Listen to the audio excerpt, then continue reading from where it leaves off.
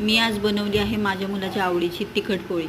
तर तिखट पोळी म्हणजे पुरणपोळीसारखीच पोळी असते, फक्त आपली पुरणपोळी गोड असते आणि ही पोळी जरा तिखट असते।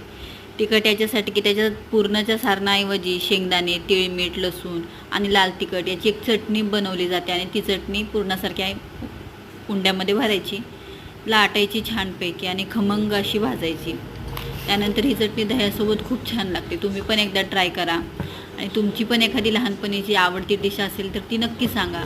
तुम्हाला जर आवडली रेसिपी तर चॅनलला लाईक करा, शेअर करा आणि सबस्क्राईब करा। थँक्यू।